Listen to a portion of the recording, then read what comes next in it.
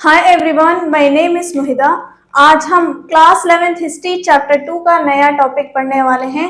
Topic name economic expansion. इसमें देखेंगे कि किस तरीके से रोमन एम्पायर की इकोनॉमी एक्सपैंड होती गई। The empire had a substantial economic infrastructure of harbors, mines, quarries, brickyard, olive oil factories, etc. Wheat, wine, olive oil were traded and consumed in large quantities. जो Roman empire था उसकी economy जो infrastructure थी, जैसे कि हार्बोरस यानी कि बंदरगाहें, mines और जितने भी olive oil factories, brick yard हुआ करती थी, बड़ी बड़ी से ब्रिक से बनी हुई यार्ड हुआ करती थी, और ऑलिव ऑयल फैक्ट्रीज, बहुत सारे बंदरगाह, माइंस हुआ करते थे। ये सारा का सारा इंफ्रास्ट्रक्चर जो भी इकोनॉमिक इंफ्रास्ट्रक्चर था और जो भी wheat wine and olive oil था, ये बहुत ही ज्यादा ट्रेड हुआ करता था और लोग इसे बहुत ही ज्यादा कंज्यूम भी किया करते थे।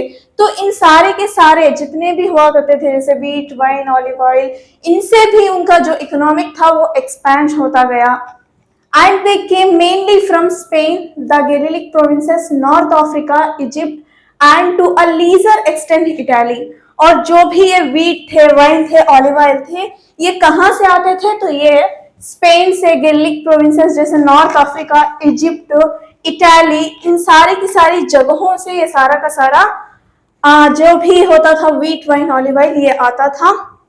और वहां की जो उस रीजन की जो कंडीशंस थी, एक क्रॉप उगाने के लिए अच्छी कंडीशंस हुआ करती थी, तो ह्यूज क्वांटिटी में ये क्रॉप्स उस जगह में उगते थे और लोग इसे क्या करते थे? ट्रांसपोर्ट करते थे और क्या करते थे? कंज्यूम भी किया करते थे।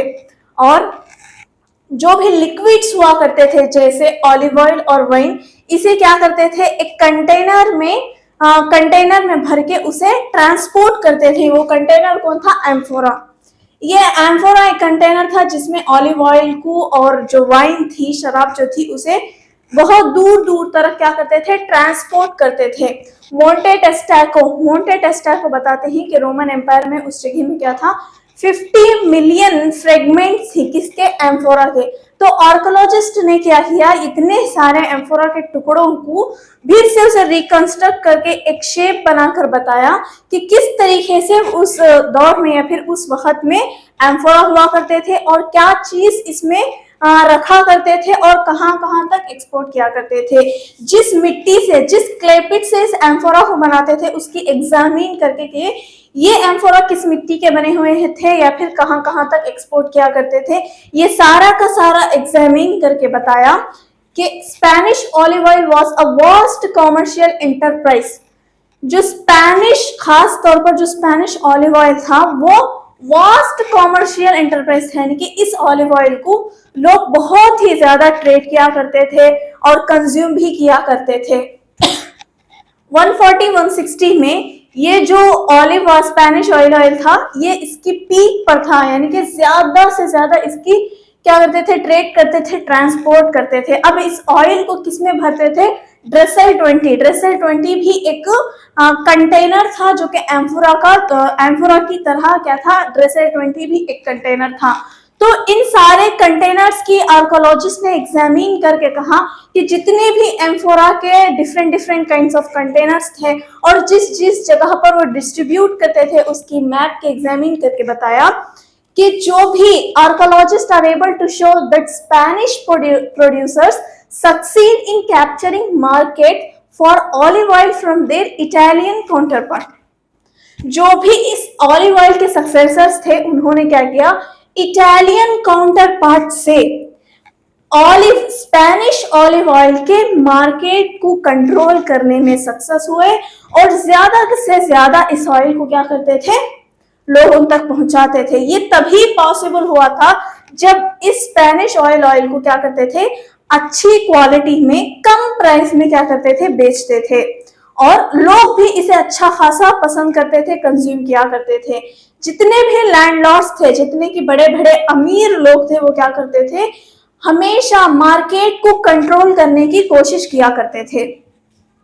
The success of the Spanish olive growers was then repeated by North African producers Olive states in this part of the empire dominated through most of the 3rd and 4th century. 3rd and 4th century से पहले ये लोग क्या किया करते थे, market को control करते थे, ज्यादा से ज्यादा यही लोग क्या करते थे, ट्रेड एक्सपोर्ट सब कुछ किया करते थे। लेकिन 3rd and 4th सेंचुरी में क्या हुआ, नॉर्थ अफ्रीकन क्या करने लगे, इसे यानी कि ऑलिव ऑयल को प्रोड्यूस करने लगे और यही लोग रोमन एम्पायर में क्या करने लगे, डोमिनेट करने लगे। कौन से सेंचुरीज में, 3rd and 4th सेंचुरी में नॉर्थ अफ्रीकन क्या करने लगे, इसे प्रोड्यूस करने लगे, इसे रिपीटेड करने लगे और यही रोमन एम्पायर में डोमिनेट करने लगे। लेकिन later 425 north African dominance was broken by the east. लेकिन क्या हुआ, 5th सेंचुरी में 425 यानी कि 5th सेंचुरी में क्या हुआ, जो भी नॉर्थ अफ्रीकन डोमिनेंस था वो ब्रोकन हो गया। अब नॉर्थ ऑफ 5th सेंचुरी में नॉर्थ अफ्रीकन जो भी प्रोड्यूसर्स थे उनका जो भी मार्केट कंट्रोल था स्पेनिश ऑलिव ऑयल के लिए वो ब्रेक डाउन हो गया। और कौन किए, ईस्ट। अब ये ईस्ट वाले कौन थे, in the later 5th and 6th centuries the Egan, Southern Asia Minor, Turkey, Syria and Palestine became major exporters of olive oil.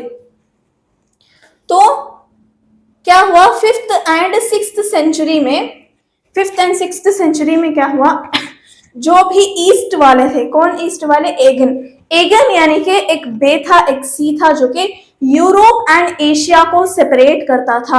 और इसके साउथ में जो भी माइनर रीजन्स थे जैसे कि टर्की, सीरिया एंड फलस्तीन, ये क्या किए, became major exporters of olive oil.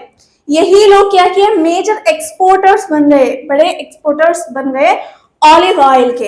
अब ना तो कोई नॉर्थ अफ्रीकन प्रोड्यूसर है, ना ही कोई भी इटालियन काउंटर पार्ट है, बल्कि अब कौन 5th and 6th सेंचुरी में कौन इसे ज्यादा से ज्यादा एक्सपोर्ट करते थे, तो ये सारे के सारे माइनर जैसे टर्की, सीरिया, फलस्तीन, ये मेजर एक्सपोर्टर्स बन गए।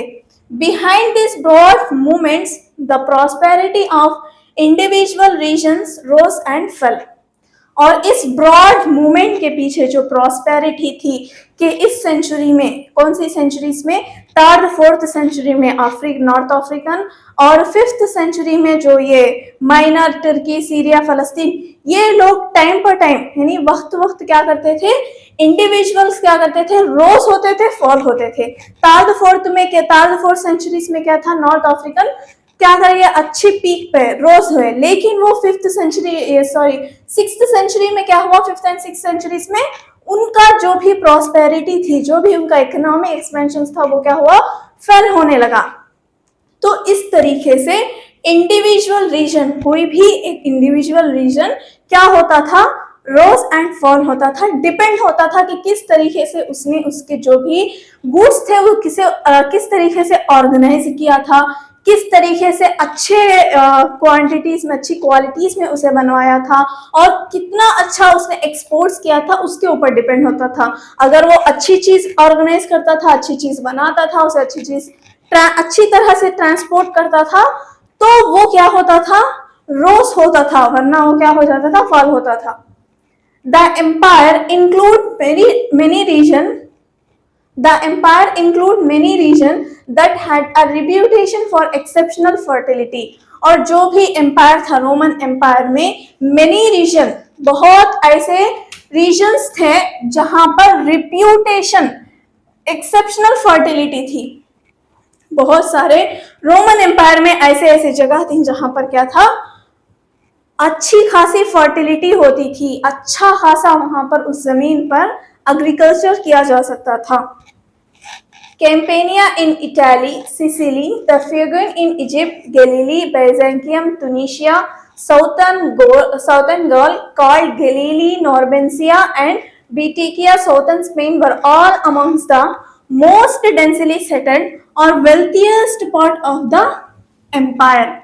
और रोमन एम्पायर में कुछ खास ऐसे रीजन थे जहां पर अच्छी फर्टिलिटी होती थी, अच्छा एग्रीकल्चर हुआ था और अच्छा खासा वेल्थीएस्ट रीजन्स थे, अच्छी खासी प्रॉस्पेरिटी थी। इन्हीं शहरों के या फिर इन्हीं रीजन्स की वजह से रोमन एम्पायर की इकोनॉमी क्या हुई, एक्सपैंड हुई। कौन से, कैंपेनिया इन इटाली, इटाली के साउथ एंड वेस्ट साइड कैंपेनिया है। और ये ऐसी जगह थी जहां पर अच्छा खासा एग्रीकल्चर किया जाता था। वो लैंड बहुत ही ज्यादा, इस जगह की जो भी लैंड होती थी, सॉइल होती थी, एग्रीकल्चर के लिए बहुत ही ज्यादा क्या होती थी, फर्टाइल होती थी, वेल्थिएस्ट रीजन हुआ करता था।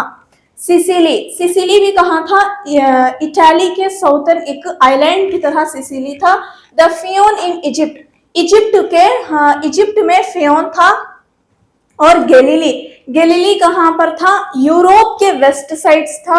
बैजैकियम तुनिशिया, यानी कि नॉर्थ अफ्रीका के एकदम नॉर्थ में तुनिशिया था, वहां पर। Southern Gaul call Gallia Narbonensis and Baetica southern Spain, और जो भी साउथर्न स्पेन था और गैलीलिया नॉर्बेंसिनिया, ये जितने भी रीजन्स थे बहुत ही ज्यादा डेंसिली सेटल्स थे और वेल्थिएस्ट रीजन्स थे, wealthiest part of Roman empire. पूरे के पूरे रोमन एम्पायर में ये सबसे ज्यादा wealthiest part of Roman empire थे। According to Strabo and Pliny, according to Strabo and Pliny, इनके according the best kind of wine came from Campania. जो अच्छी शराब थी, अच्छी वाइन थी, वो कहाँ से आती थी, कैंपेनिया से आती थी। क्योंकि ये एक ऐसा रीजन था जहां पर अच्छी खासी फर्टिलिटी थी, यहाँ पर अच्छा खासा वाइन क्या किया जाता था, प्रोड्यूस करता था, अच्छी क्वालिटी का, अच्छी काइंड की वाइन जो कहाँ से आती थी, कैंपेनिया से आती थी। और ये कहते हैं कि कैंपेनिया एक ऐसी जगह थी, या फिर ये जो जितने भी रीजन्स थे, ये ऐसी जगह थी जहां पर इतनी भी जगह ऐसी नहीं थी जिस पर एग्रीकल्चर ना किया जा सके, बल्कि हर जगह में जितने भी रीजन्स यहाँ पर मेंशन है, ये सारे के सारे रीजन्स में हर जगह जहां भी चाहो वहां पर क्या कर सकते थे, एग्रीकल्चर किया जा सकता था। हर जगह में क्या थी, फर्टिलिटी थी। जो सॉइल होना होता है एग्रीकल्चर के लिए, वो सॉइल वहां पर थी। तो इसीलिए कैंपेनिया से क्या आता था, बेस्ट वाइन आता था। Sicily and Byzacium export large quantity of wheat to Rome. और ये जो सिसिली एंड बैजैकियम है, कहाँ पर है सिसिली बैजैकियम, यही सिसिली बैजैकियम क्या है, लार्ज मेजर एक्सपोर्टर्स थे, किस चीज के, व्हीट के। ये अच्छा व्हीट को उगाते थे और कहां पर, रोम में क्या करते थे, एक्सपोर्ट किया करते थे। गैलीली वॉज द डेंसिली कल्टिवेटेड, और ये जो गैलीली था वहां पर डेंसिली कल्टिवेट किया जाता था, अच्छा खासा कल्टिवेट किया जाता था।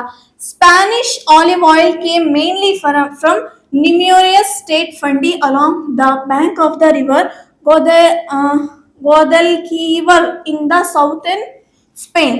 साउथ के यानी कि स्पेन के साउथ में जो ये रिवर है, इस रिवर से क्या किया जाता था, स्पेनिश ऑलिव ऑयल को बहुत सारे न्यूमरियस स्टेट से क्या किया जाता था, एक्सपोर्ट किया जाता था।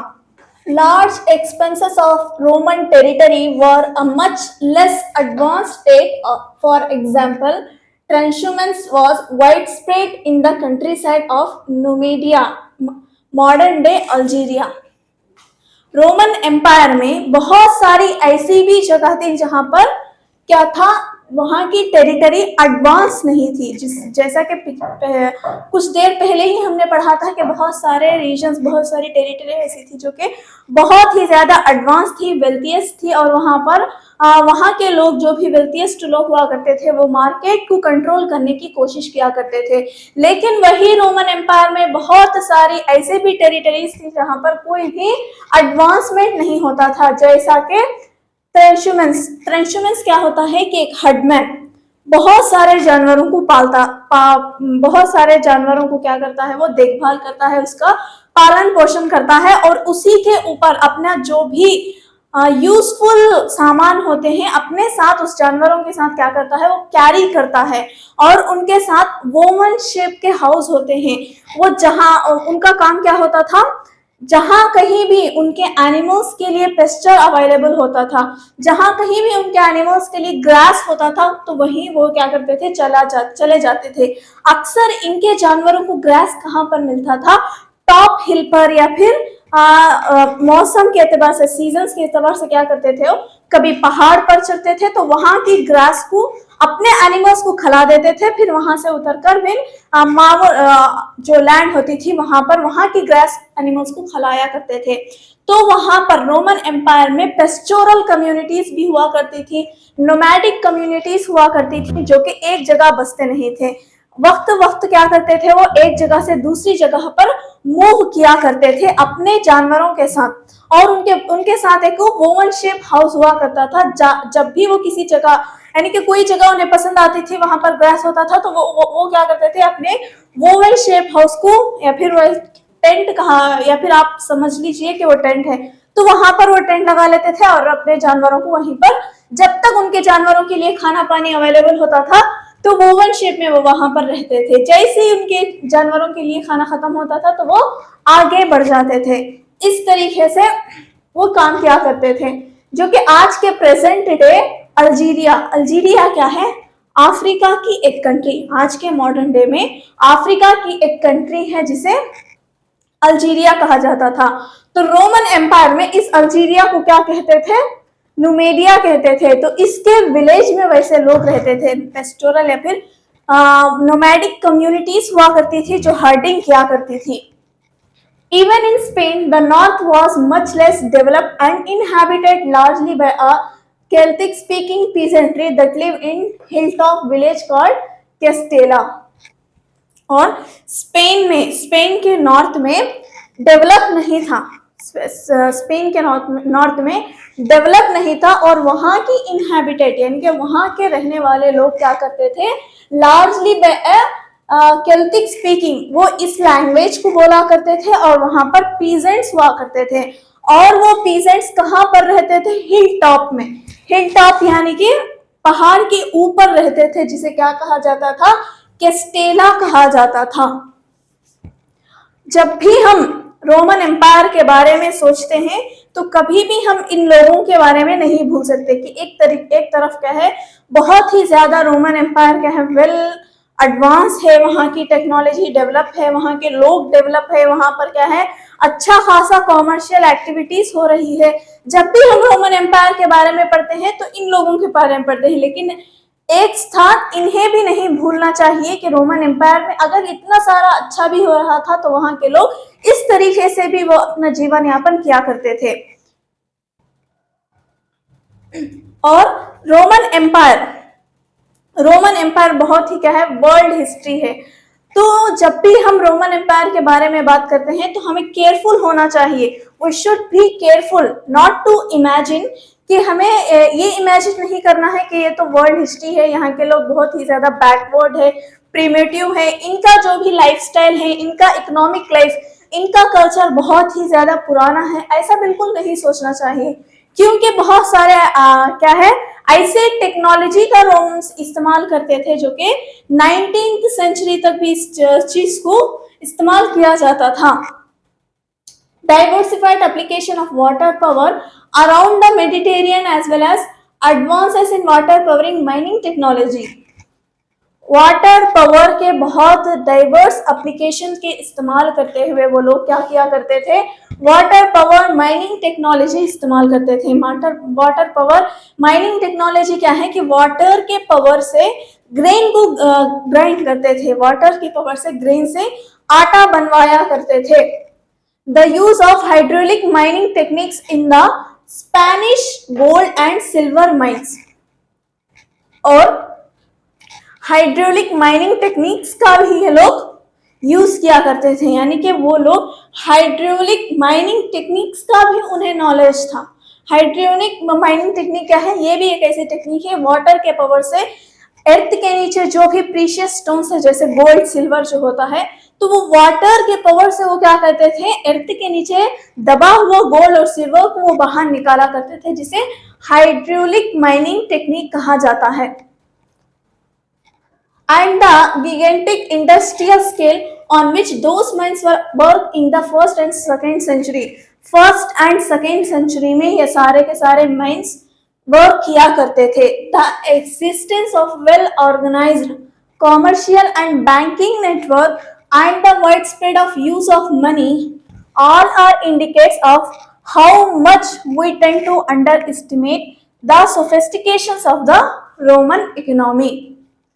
तो जितना भी well organised commercial and banking network था जो कि एग्जिस्ट करता था रोमन एम्पायर में, एंड द वाइड स्प्रेड जो कि भी वो फैला हुआ था, यूज ऑफ मनी कि किस तरीके से लोग मनी का इस्तेमाल किया करते थे, ऑल आर इंडिकेट, ये सारा का सारा इंडिकेट करता है of how much we tend to underestimate, कि हम किस तरीके से अंदाजा लगा सकते हैं the sophistications of the Roman economy, Roman economy के बारे में हम किस तरीके से अंदाजा लगा सकते हैं, कॉमर्शियल और बैंकिंग नेटवर्क का जो भी एग्जिस्टेंट था, जो भी वाइड स्प्रेड था रोमन एम्पायर में, इन सारे के सारे से हम क्या कर सकते हैं, अंदाजा लगा सकते हैं कि रोमन एम्पायर की जो इकोनॉमी थी वो किस तरीके से थी। These raises the issues of labor and the use of the slavery। अब इतने सारा का सारा माइंस चल रहे हैं, बहुत सारी टेक्नोलॉजी चल रही है, बहुत ही ज्यादा क्या है एडवांस टेक्नोलॉजी का इस्तेमाल किया करते थे, तो इसमें ऑब्वियसली बहुत सारे लेबर्स की जरूरत पड़ती थी। तो यहाँ पर एक समस्या ये भी आई, the raises the issue of labour की जरूरत पड़ती थी, तो लोग क्या करते थे, of the use of slavery का यूज किया करते थे। तो ये सारा का सारा कुछ आज हमने इस वीडियो में इकोनॉमिक एक्सपेंशंस के बारे में पढ़ा कि किस